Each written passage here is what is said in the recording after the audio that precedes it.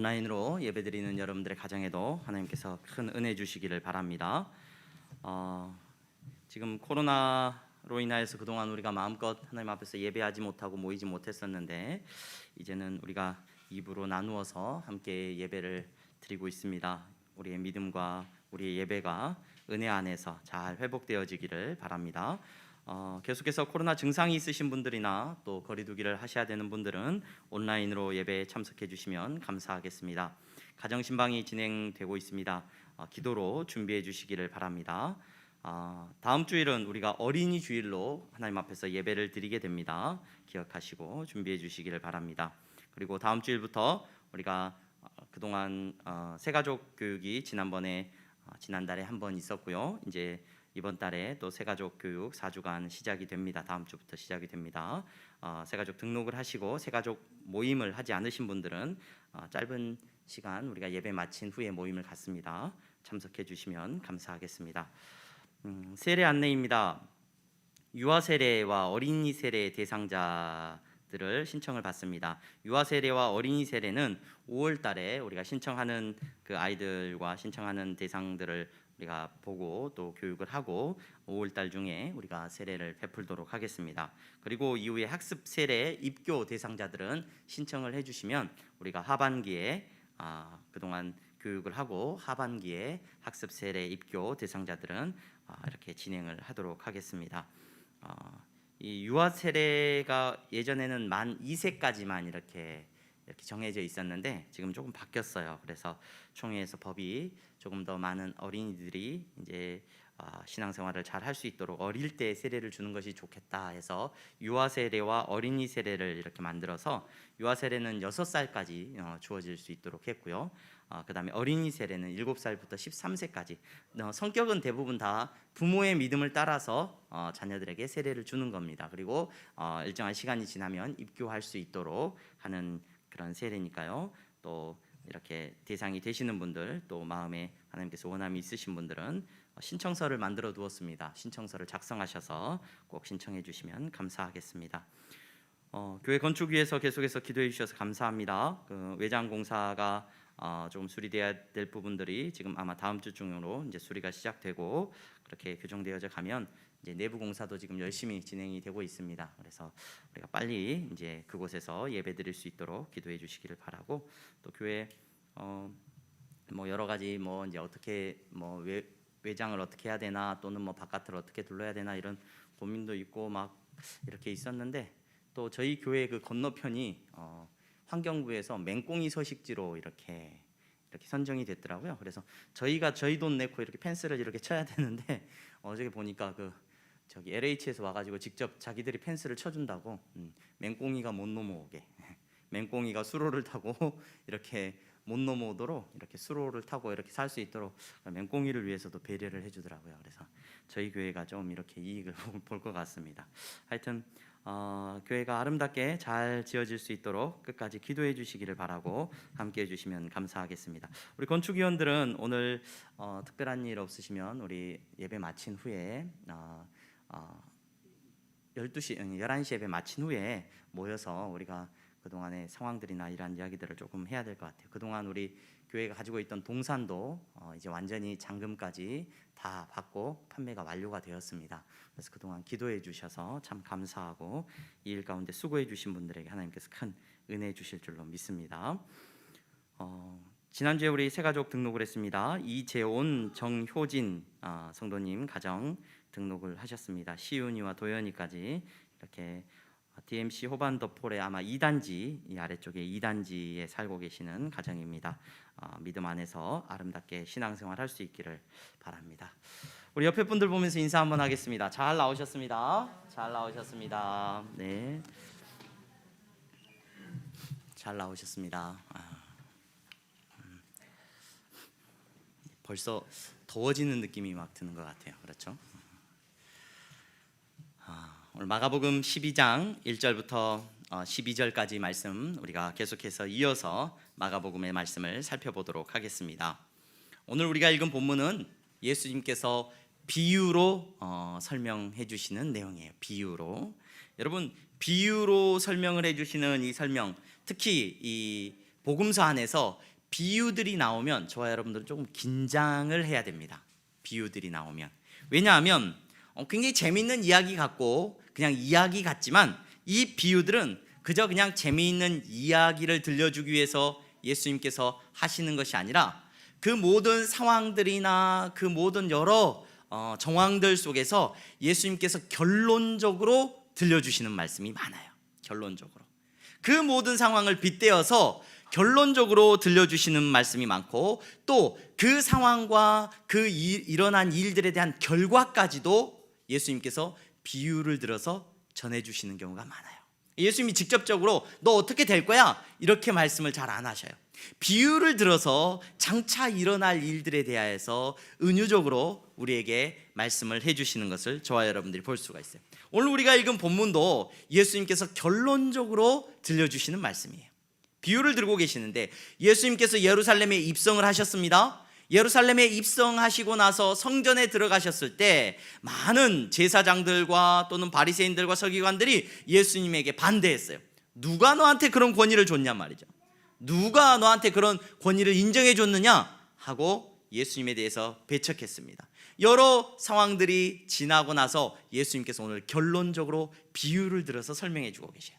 이 비유를 통하여서 저와 여러분들은 이스라엘과 예루살렘과 유대인들의 모든 장래에 일어날 일까지도, 또 예수님께서 겪게 되실 모든 일까지도 오늘 이 비유를 통해서 저와 여러분들은 알 수가 있어요. 뿐만 아니라 이 비유를 통해서 저와 여러분들의 삶의 모습도 우리는 깨달을 수 있고, 여러분들이 살아가게 되는 인생과 여러분들이 마지막에 맞이하게 되는 모든 종착역까지도 이 비유를 통해서 저와 여러분들은 생각해 볼 수가 있습니다. 여러분, 한 사람이 포도원을 만들었습니다. 아마 그 사람이 가지고 있었던 그 사람 소유의 땅이었을 거예요. 이스라엘이라고 하는 그 지역에서 포도원을 만드는 일은 절대로 쉬운 일은 아닙니다. 우리나라 안에서도 뭐 땅을 경작하는 일은 아마 쉬운 일은 아니죠. 근데 이스라엘이라고 하는 땅에서 포도원을 만든다? 이거 결코 쉬운 일이 아닙니다. 이스라엘에 잠깐 머물 기회가 있어서 머물면서 그곳에서 굉장히 맛있게 먹었던 과일이 포도인데, 굉장히 포도가 달고 맛있어요. 정말 맛있었습니다. 근데 이 이스라엘 땅에서 재배되는 이 과일이나 포도나 이런 것들이 지금도 유럽으로 많이 수출이 되고 있는데, 이 사람들이 그 이스라엘 땅에 정착하면서 나중에 이제 시온주의 운동이 일어나가지고 2차 세계대전이 끝난 다음에 이스라엘 사람들이 그 땅으로, 이스라엘 팔레스타인 땅으로 와요. 그래가지고 그 땅을 경작을 합니다. 그리고 그 땅에 정착해서 살아가요.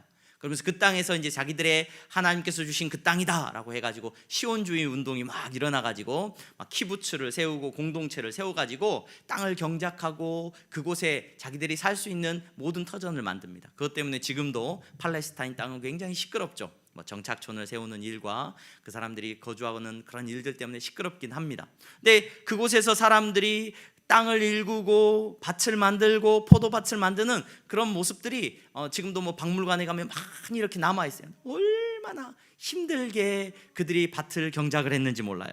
그들이 포도원을 만들기 위해서 얼마나 지금도 노력을 하는지 몰라요. 왜냐하면 우리나라처럼 뭐 사시사철 비가 오고 철마다 어떻게 보면은 자연의 어떤 그런 혜택으로 모든 것들이 경작되는 게 아니라, 이 사람들은 물이 너무 귀하고 하다 보니까 지금도 가면요, 그 밤마다 호수를 다 깔아가지고요, 호수마다 그 포도나무가 하나 있으면 그 포도나무에 맞는 딱 호수를 딱 설치해 놓고 거기다 구멍을 하나 뚫어놔요.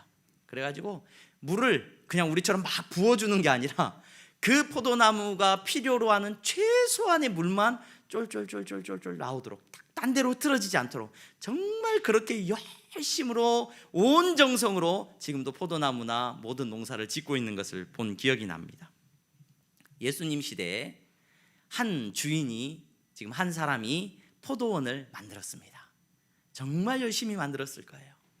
그리고 담장을 둘렀다라고 오늘 성경에 보니까 이렇게 나와 있는데, 그 시대의 담장은 오늘날처럼 뭐 이렇게 콘크리트를 친다거나 이런 게 아니라 보니까 찔레나무나 또는 뭐 가시나무 같은 것들로 울타리를 만들었다고 해요. 그래서 그런 울타리를 많이 만들었습니다. 포도원을 다 둘러서 울타리를 만들고 다른 짐승들이나 이렇게 도둑들이 들어오지 못하도록 그렇게 울타리를 만들었습니다. 그리고 아마 포도나무를 심었을 거예요. 좋은 포도나무를 심었을 겁니다. 그리고 물 주기 위해서 물을 공급하는 여러 방법도 생각을 하고, 그 다음에 이 포도를 수확했을 때 어떻게 이제 이 포도를 저장하고 포도를 이제 사용할 것인지에 대한 계획까지도 오늘 보니까 주인이 세웠어요. 그래서 틀을 만들었어요. 포도주를 짤 수 있는 틀을 만들고, 옛날에 포도주를 만드는 모습 보니까 큰 바위로 만든 뭐 이렇게 통에다가 넣고 거기를 밟아서 이렇게 포도가 이제 즙이 나오면 흘러내리도록 해가지고 이렇게 모아서 그곳에서 이제 포도주를 이렇게 수확하는 그런 모든 장치까지도 이 주인이 정말 열심히 만들었습니다. 그리고 이제 마지막으로 그 포도밭을 지킬 수 있는 망대를 세웠다. 오늘 본문에 보니까 망대를 세웠어요. 높은 망대. 옛날에 우리 과수원 같은 데 보면 뭐가 있습니까? 원두막 같은 것이 있어가지고 그곳에서 이제 이렇게 지키잖아요. 그것보다 조금 더 높이 망대를 세워서 그 포도밭을 지킬 수 있도록 망대까지도 다 세웠습니다. 주인이 모든 것을 다 준비했습니다. 그리고 이것을 이제 오늘 우리가 읽은 본문에 보니까 자기가 경작하지 못하고 맡겨요. 이것을 잘 포도밭을 이렇게 가꿀 수 있는 농부에게 맡기고 오늘 그 주인은 떠나야 되는 상황이 되어서 타국으로 떠났다라고 오늘 예수님께서 이야기를 시작하십니다. 여러분, 이 비유는 앞서 말씀드렸던 것처럼 예수 그리스도의 권위를 따지면서 예수님의 메시아 되심을 인정하지 못했던 이스라엘의 종교 지도자들과 이스라엘의 지금 상황에 대하여서 빗대어서 예수님께서 설명을 시작하신 거예요. 이 비유가 시작되는 이 배경을 저와 여러분들이 보면서 무엇을 볼 수 있느냐? 예수님께서 이 말씀을 하시는데 포도원의 비유와 포도원의 주인에 대한 여러 비유들은 무엇을 가리키고 있는 거냐? 여러분, 이 포도원과 포도원의 주인, 이 모습들은 예수님께서 이스라엘과 하나님의 관계를 정확하게 비유로 설명해 주시는 거예요. 무슨 말입니까? 하나님께서 하나님의 열심으로 이스라엘이라고 하는 나라를 세우셨어요. 하나님의 열심으로. 여러분, 하나님께서 모든 수고와 노력으로 이스라엘이라고 하는 하나님의 나라, 하나님의 민족을 택하셔서 부르셨어요. 우리는 구약의 말씀들을 통하여서 아브라함과 이삭과 야곱, 그들의 계보로 이어지는 요셉, 또 모세와 또 여호수아, 엄청난 믿음의 사람들을 보게 됩니다. 다윗을 보게 되고 솔로몬을 보게 되고 그 놀라운 일들, 또 사사시대에는 뭐 기드온과 삼손과 놀라운 사람들, 이런 사람들을 보게 됩니다. 여러분, 하지만 이 모든 사람들을 통하여서 세워나가시는 이스라엘은 누구의 열심으로 세워진 것이냐? 누구의 열심으로 세워진 거예요? 하나님의 열심으로 세워진 거예요. 뭐 아브라함이 열심을 내가지고, 아브라함이 대단한 노력을 해가지고 이스라엘 민족이 시작되고 이스라엘 민족이 세워진 것이 아니에요. 야곱이 대단한 열심으로 한 것이 아니고, 뭐 요셉이 정말로 뛰어난 사람이어가지고 이스라엘 민족을 세운 게 아니라, 우리는 창세로부터서 이스라엘 민족이 세워지고 하나님의 나라가 세워지는 모든 과정 속에서 포기하지 않으시는 누구의 열심을 보게 됩니까? 하나님의 열심을 보게 돼요. 하나님께서 세우신 거예요. 하나님께서 땅을 준비하시고 나라를 준비하시고 그곳에 그 민족을 준비하시고 다 그 민족들로 하여금 그 땅으로 들어올 수 있도록 모든 역사 가운데 주장하여 주셔서 이스라엘이라고 하는 나라를 세우셨다는 거예요. 이 상황을 예수님께서 빗대어서 우리에게 말씀해 주고 계십니다. 여러분, 오늘 우리가 먼저 이 말씀 앞에서 생각해 보아야 되는 매우 중요한 주제가 바로 여기에 있습니다. 오늘 하나님께서 세우신 향동교회 예배 자리에 나오신 여러분들이 그리스도인으로 예수님을 믿는 사람들로 오늘 하나님 앞에 예배자로 이렇게 나왔습니다. 여러분, 우리들이 이 세상에 예배드리지 않는 다른 사람들과 달리 반드시 기억해야 되는 것 한 가지가 있는데, 그것은 뭐냐?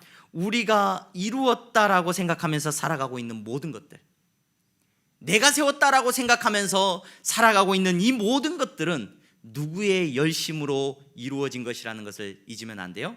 하나님의 열심으로 세워진 것이라는 것을 저와 여러분들은 반드시 기억해야 될 줄로 믿습니다.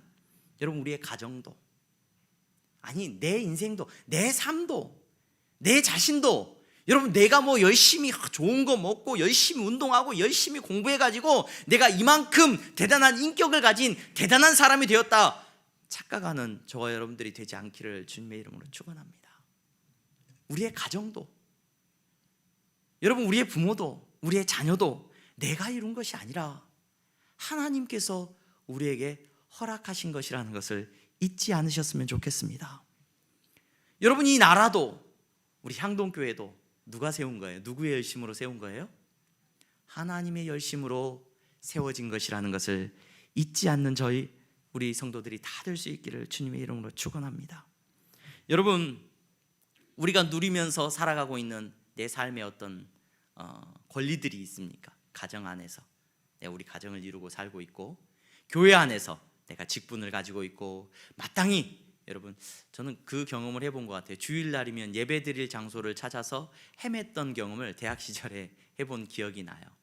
어렸을 때까지는 아버지의 교회에서 이렇게 신앙생활을 했기 때문에 그런 고민을 하지 않았는데, 이제 대학을 오면서 이제 교회를 택해야 되고, 그래서 주일이 되면 어느 교회를 가야 될까, 어디서 예배를 드려야 될까, 이걸 찾아서 막 헤맸던 그런 기억이 나요. 대학 시절 동안 참 방황을 많이 했었는데 그렇게 헤맸던 기억이 나요.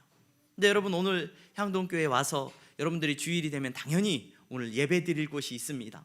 그곳에 와서 예배 드릴 수 있는 이 권리도, 여러분 저와 여러분들이 이 땅 가운데서 평안함을 누리고 살아가고 있습니다. 대한민국이라는 나라 안에서 정치인들을 향하여서 욕하기도 하고, 우리나라 사람들이 어떻다 서로 삿대질을 하기도 하지만, 여러분 그래도 저와 여러분들은 이 대한민국이라는 나라에서 여러분 기쁨을 누리면서, 여러분 가정을 이루면서 살아가고 있습니다. 여러분 우리가 어떤 권리를 누리고 있다고 한다면, 권리를 가지고 있다고 한다면 반드시 저와 여러분들은 기억해야 됩니다. 저와 여러분들이 이곳에서 살아가는 이 모든 권리는 어떤 권리냐?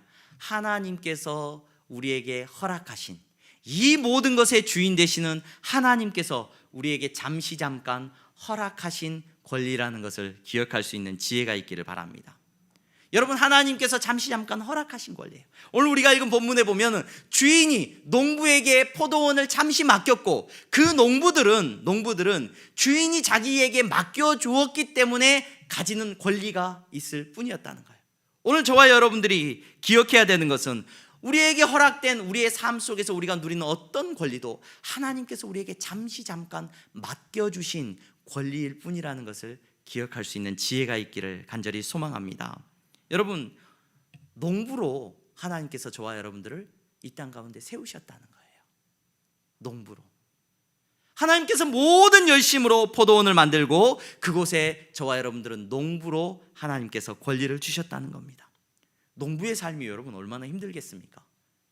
여러분 포도원을 경작하는 농부가 얼마나 힘들게 그 포도원을 경작하겠습니까? 농사를 짓는 일은 정말 아무나 하는 일은 아닌 것 같아요.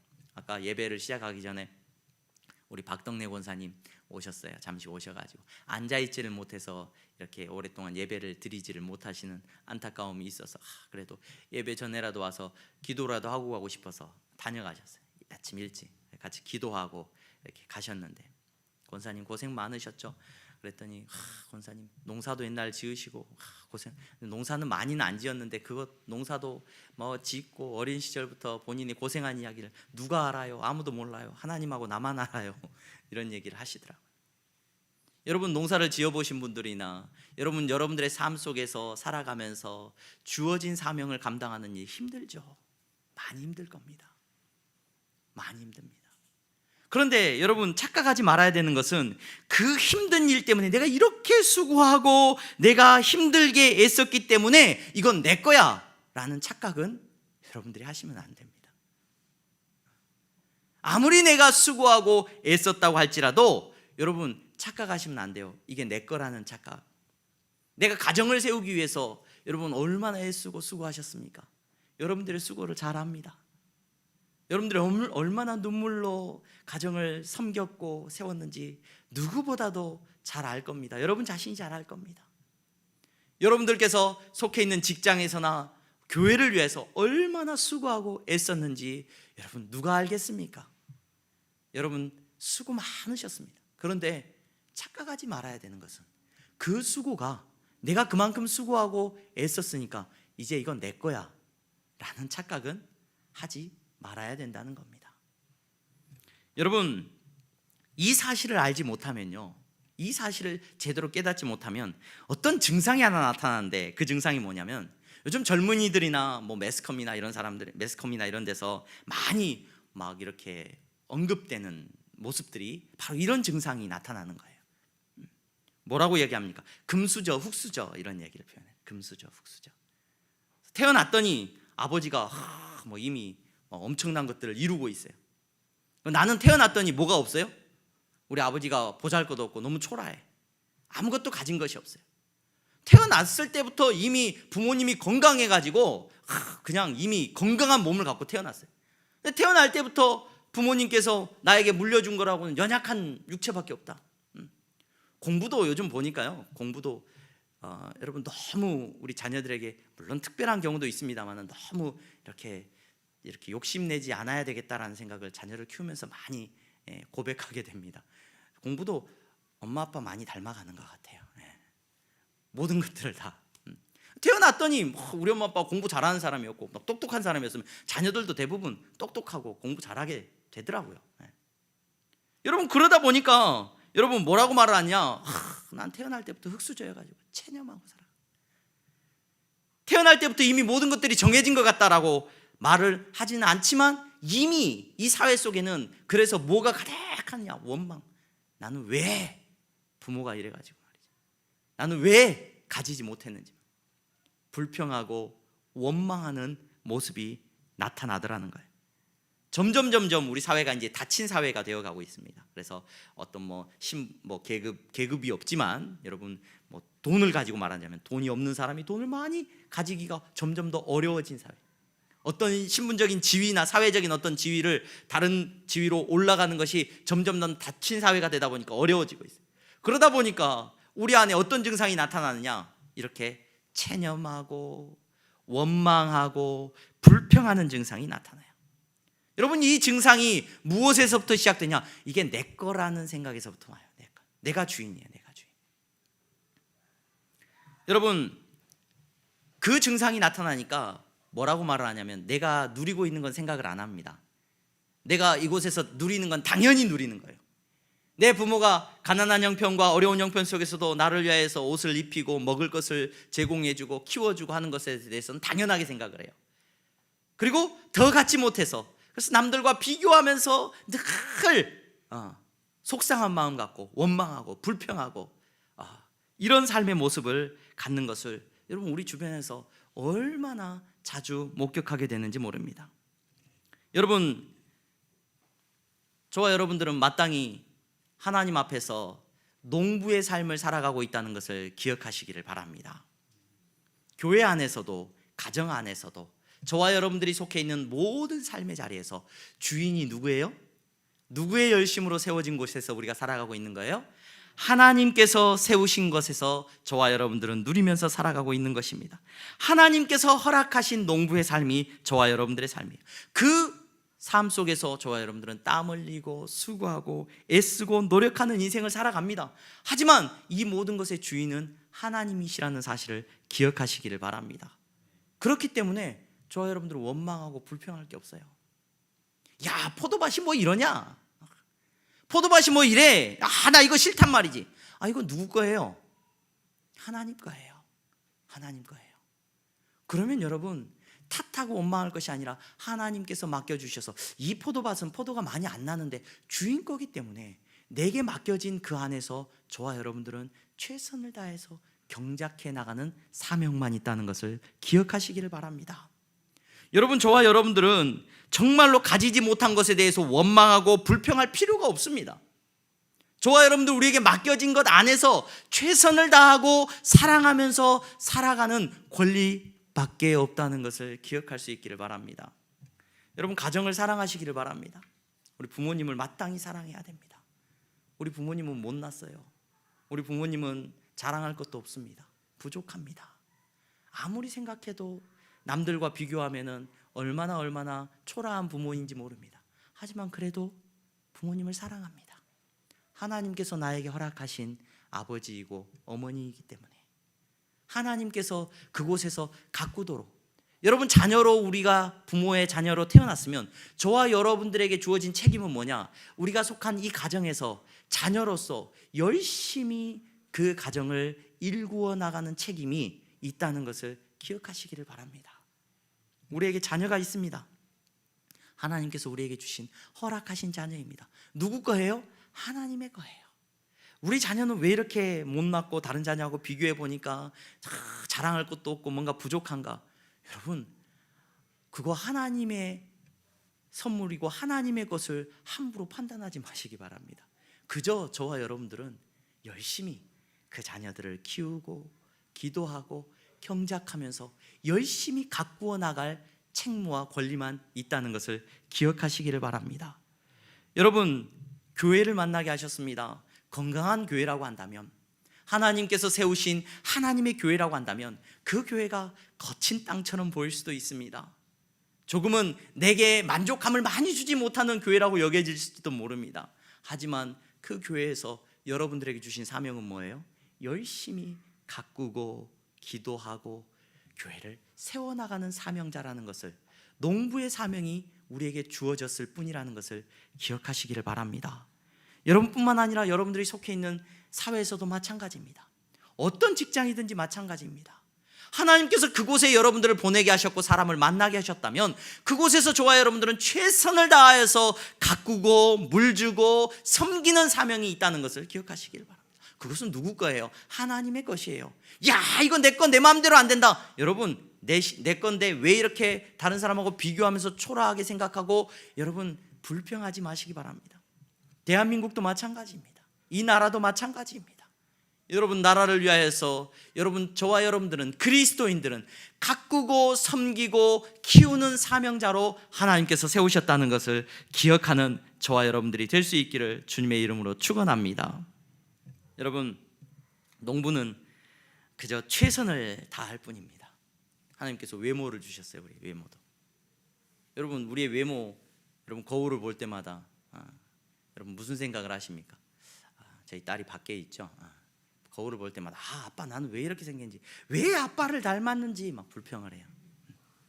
엄마를 안 닮아야 되는데 자기 아빠를 닮아서 불만이 많아요. 참 해줄 말이 없습니다. 미안할 따름입니다만 여러분, 하나님께서 주신 외모라면 여러분 아름답게 가꾸십시오. 건강하게 관리하십시오. 하지만 불평할 거 없습니다. 나는 누구 거예요? 하나님의 것 아닙니까? 그리고 여러분, 다른 사람을 평가하지 마십시오. 다른 사람 판단하지 마세요. 다른 사람 외모로도 판단하지 마시고 다른 사람의 모습 가지고 함부로 이야기하지 마세요. 얼마나 요즘 우리가 속해 살아가고 있는 사회가 하나님의 것을 함부로 막 판단을 해요. 왜 저 모양이냐, 왜 저렇게 생겼냐. 여러분, 그거 하나님 앞에서 결코 하나님이 기뻐하시지 않는 모습입니다. 여러분, 저와 여러분들은 우리에게 맡겨주신, 우리가 속해서 살아가고 있는 모든 것 가운데서 여러분 그저 최선을 다하면서 우리가 가꾸고 아끼면서 살아갈 수 있는 권리가 있다는 것을 기억하시기를 바랍니다. 많은 열매, 내 것도 아닌데 그거 가지고 막 자랑하는 사람들이 있어요. 그거 가지고 교만해요. 막 태어날 때 우리 부모님이 막 부자여가지고 내가 막 많이 가진 거, 그거 갖고 자랑하는 것만큼 어리석은 사람은 없습니다. 그것 가지고 여러분 어깨에 힘주고 다니는 사람만큼 정말 초라한 사람 없습니다. 여러분, 나에게 지혜를 주셔서 공부 잘해서 막 좋은 대학 갔다, 그것 가지고 어깨에 힘주고 다닌다, 목에 힘주고 다닌다, 그것만큼 초라한 사람 없습니다. 여러분, 저와 여러분들은 주님의 것을 잠깐 누리는 사람들이고 관리하는 청지기적 사명을 갖고 있는 사람들이라는 것 잊지 마시기를 바랍니다. 많은 시간이 지났습니다. 포도원을 만든 주인은 이제 포도원에 열매를 얻기 위해서 아마 바로 심어서 바로 열매가 맺지는 않았겠죠. 몇 년이 지났을 거예요. 이제 포도원에서 포도들이 잘 열렸을 거야. 농부들이 잘 가꾸었다면 그 열매들이 아름답게 맺혔을 거야. 주인이 생각을 했을 거예요. 그래서 그 포도원에서 나는 열매를 얻기 위해서 한 종을 보냈습니다. 오늘 우리가 읽은 본문에 보면 새를 얻기 위해서 이렇게 나와 있어요. 새가 뭘까? 이 헬라어로 이 새라는 걸 어떻게 표현했을까 궁금하더라고요. 찾아보니까 여기서는 새라고 정확하게 나와 있지 않고 열매라고 표현이 되어 있어요. 열매. 그러니까 주인이 열매를 얻기 위해서 종을 보낸 거예요. 포도원에서 나는 열매를. 누구 거예요? 그 포도밭에서 나는 모든 것은 1차적으로 주인 거예요. 맡겼기 때문에 그 농부는 어떻게 보면 고용된 사람이고, 만약에 종에게 맡겼다고 한다면 그 종들은 마땅히 수고해서 모든 것을 다 주인에게 바쳐야 되는 것이 맞아요. 일정하게 열매를 얻고자 이 주인이 그 포도밭에 종을 보냈습니다.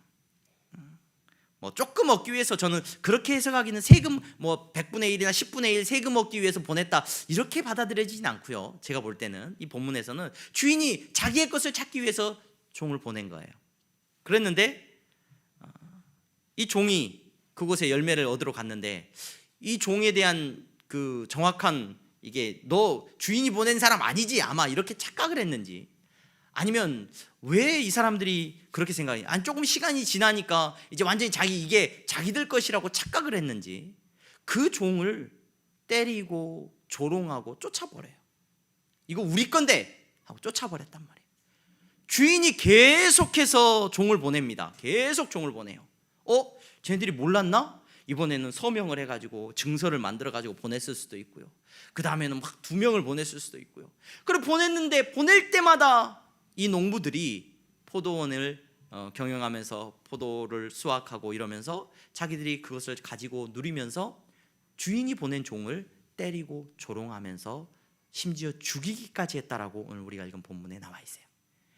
그리고 이 비유의 마지막에는 어떤 비유가 나와요? 이제 주인이 최후에 자기의 모든 권세와 이름을 가진 누구를 보내요? 아들을 보내는 장면이 나와요. 여러분, 이 모습은 1차적으로는 예수님께서 이 말씀을 하신, 이 비유를 설명하신 이것은, 이 비유는 무엇을 설명하는 것이냐?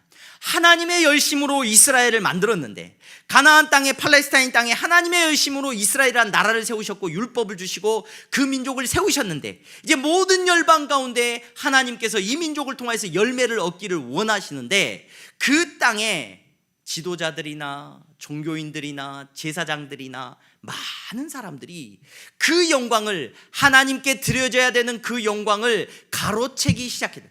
모든 사람들이 하나님께 마땅히 바쳐져야 되는 그 영광을 자기들의 것인 양 착각하기 시작하더라는 거예요. 그러면서 하나님께서 그들을 깨우쳐 알게 하는 선지자들을 계속해서 보냈는데, 종들을 보냈는데, 그 선지자들이 자기 귀에 조금 싫은 소리 하면 그 종들을 어떻게 했어요? 때리고 조롱하고 죽였던 것이 이스라엘의 역사였다는 거예요. 이걸 비유로 예수님께서 설명을 해주셔. 그리고 마지막에 비유의 핵심은 뭐냐? 아들이 이 땅에 왔는데, 예수 그리스도 그분이 하나님의 이름을 가지고 이 땅에 오셨는데, 결국 그들은 그 아들마저도 어떻게 할 거라는 거예요? 죽일 거라는 거예요. 비유에 예수님께서 당하게 되실 장래의 일까지도 기록이 되어 있습니다.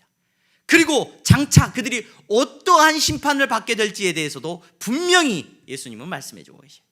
그 비유의 마지막에, 자, 그러면 주인이 어떻게 하겠느냐? 자기 아들까지도 죽여버린 그 농부들을 어떻게 하겠느냐?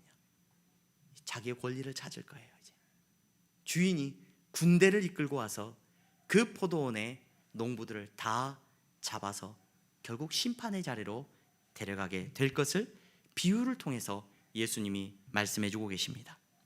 여러분, 이 비유는 사실 우리로 하여금 긴장하게 만듭니다. 당시에 제사장들과 이스라엘의 많은 사람들은 하나님 앞에 얼마나 열심으로 예배를 드렸는지 모릅니다. 얼마나 열심으로 제물을 바쳤는지 모릅니다. 얼마나 열심으로 절기를 지켰고 자기들이 이스라엘 백성으로 하나님 나라의 민족으로서 제사장된 직분을 잘 감당하고 있노라고 자부심을 가졌는지 모릅니다.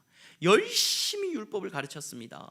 나라가 멸망하는 순간에도요, 그들은 바벨론에 끌려가서도 회당을 짓고 시나고그를 만들고 그곳에서 율법을 가르치고 율법을 끝까지 가르치고, 그 사람들은 나라가 멸망하는 순간에도 절대로 자기 언어를 잃어버리지 않았어요.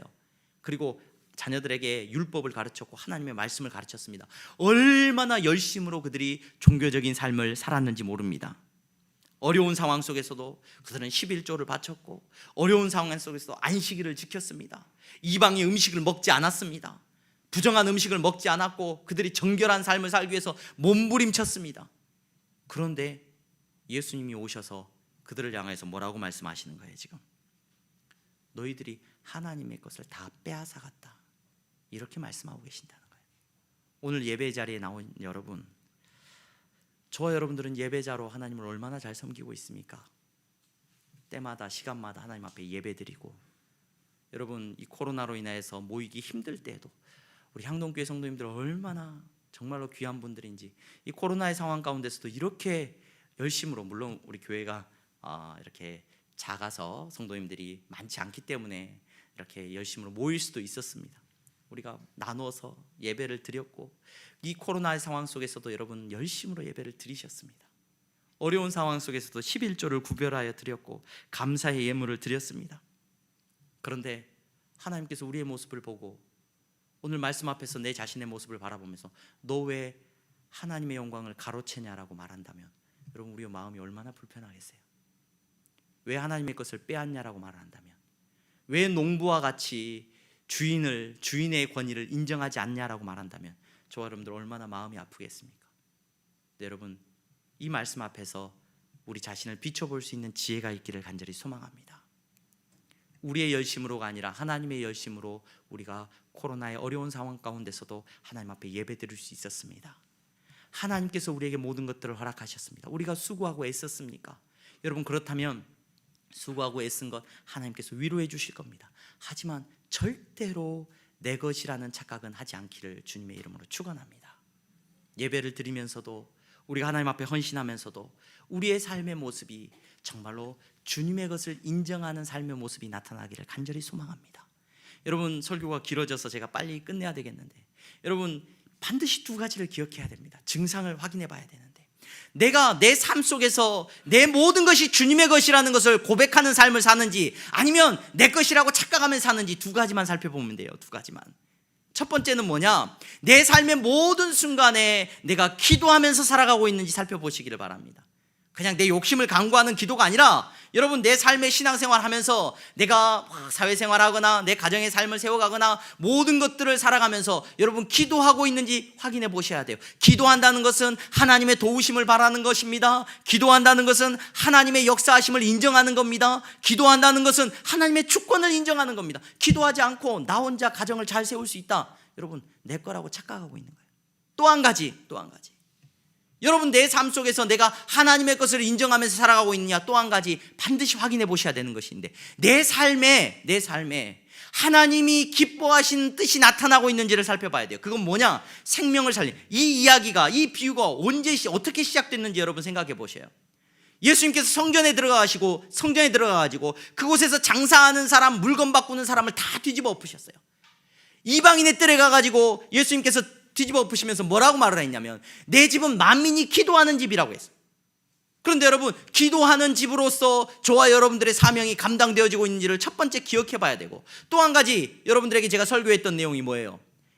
모든 열방 가운데 그들이 예수 그리스도 하나님의 나라됨을 선포하고 그들 때문에 이방의 사람들이 구원받는 역사가 일어나야 되는데, 그것이 하나님의 뜻이고 이스라엘 세우신 하나님의 목적인데, 여러분 내 것을 움켜쥐고 우리만 구원받는다라고 착각하고 있는 인생이라는 거예요. 이스라엘 사람들이. 오늘 저와 여러분들의 인생이 하나님의 것임을 고백하는 인생이냐, 내가 하나님의 주권을 고백하는 인생이냐, 그러면 내 통장에 잔고가 쌓여가고 내 집이 나날이 좋아지는 것, 이것이 아니라 여러분 때문에, 여러분들의 인생 때문에 여러분 주변에 예수 믿는 사람이 한 사람이라도 있어야 돼요. 그게 여러분의 삶이 하나님의 것이라는 것이 고백되어지는 삶의 명확한 증거입니다. 나 하나님의 것입니다. 그러면서 매일 자랑하는 건 뭐냐면, 내 통장의 잔고와 내 집과 내 차와 내가 자랑할 거 그것밖에 없어요. 내 자식과. 여러분 때문에 여러분들의 가정에 예수 안 믿는 사람이 없어야 됩니다.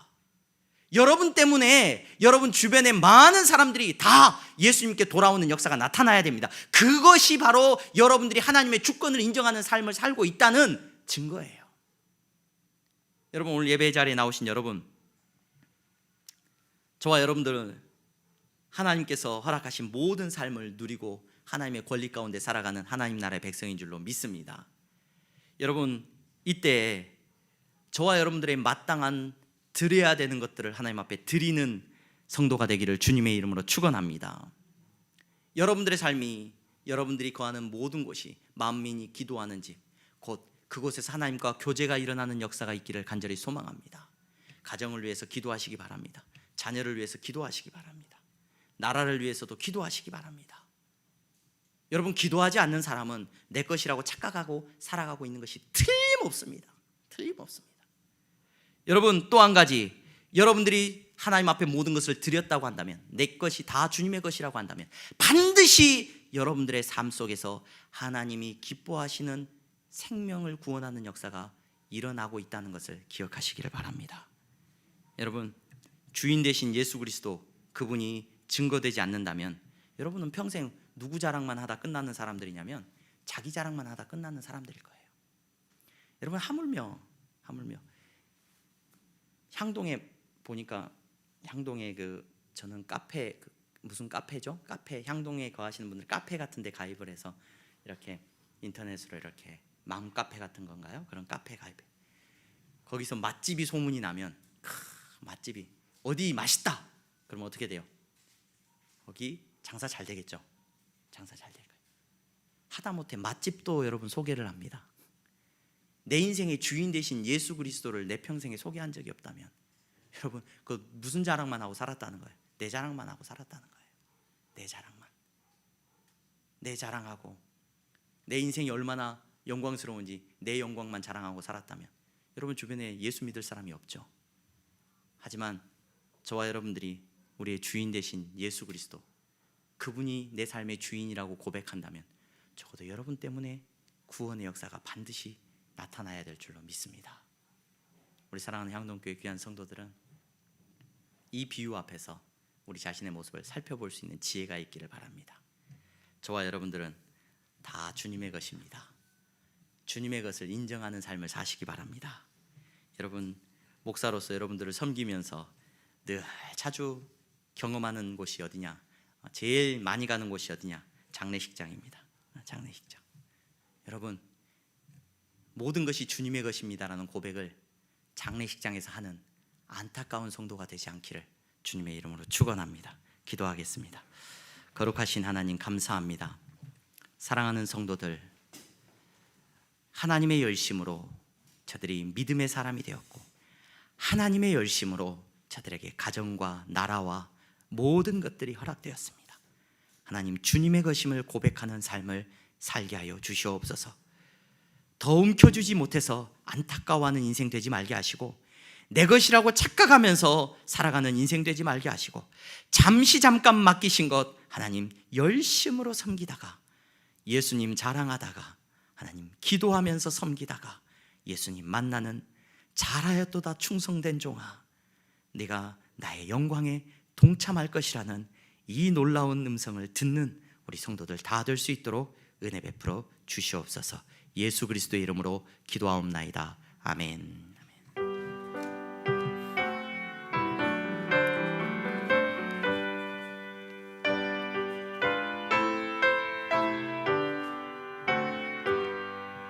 나의 생명 드리니 주여 받아 주셔서 세상 살아갈 동안 찬송하게 하소서.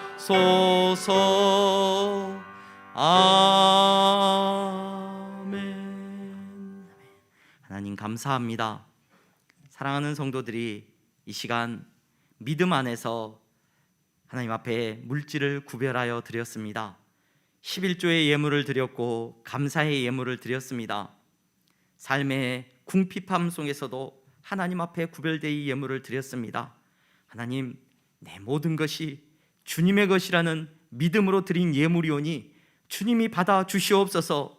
우리에게 맡겨주신 이 포도원에서 우리가 땀 흘리고 수고하고 애쓰게 하시고 아름다운 열매들을 맺게 하신 것 감사합니다. 아버지 하나님, 이 사명을 감당할 수 있도록 사랑하는 성도들에게 건강도 주시고 삶의 지경도 넓혀주시고 하나님 아름다운 열매들로 축복하여 주시옵소서. 어렵고 힘든 때에 하나님, 저들이 하나님의 종으로 그리스도의 종으로 마음껏 섬길 수 있도록 저들의 손이 메마르지 않도록 축복하여 주시기를 원합니다. 저들의 손이 차고 넘치도록 주여 은혜 내려 주시옵소서. 선교의 예물을 드렸습니다. 땅끝까지 복음 전하라는 사명 앞에 순종케 하시니 감사합니다. 아버지, 우리 선교사님들을 지켜주시고 이 어려운 때에 하나님 복음을 위하여 마음껏 쓰임받을 수 있도록 축복하여 주시옵소서. 장학헌금을 드립니다. 우리의 다음 세대가 아버지 하나님 그리스도의 세대가 되게 하여 주시기를 원합니다. 우리의 다음 세대가 맡겨진 것 내 것이라고 주장하며 살아가는 세대가 되지 말게 하시고 하나님의 것입니다 고백하며 최선을 다하고 어떤 형편과 환경 속에서도 저들이 눈물로 씨를 뿌리고 눈물로 수고하는 종들이 다 될 수 있도록 은혜 베풀어 주시옵소서. 아버지 하나님, 건축헌금을 드립니다. 아름다운 예배당이 세워지게 하시니 감사합니다.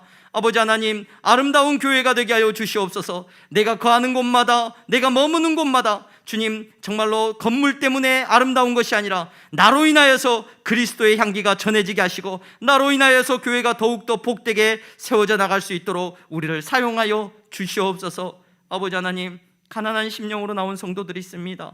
드릴 것이 없어서 주님 아픈 마음으로 나온 성도들이 있습니다. 더 큰 위로와 축복을 허락하여 주시옵소서. 예수 그리스도의 이름으로 기도하옵나이다. 아멘. 우리 다 함께 일어나서 찬양하겠습니다.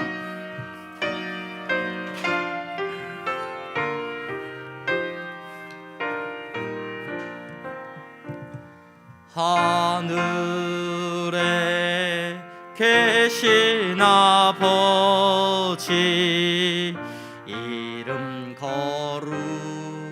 거룩하사 주님 나라 임하시고 뜻이 이루어지다. 일용할 양식 주시고 우리들의 큰 죄 다 용서하옵시고 또 시험에 들게 마시고 악에서 구원하소서. 되게 주의 나라 주의 권세 주의 영광 영원히 아멘.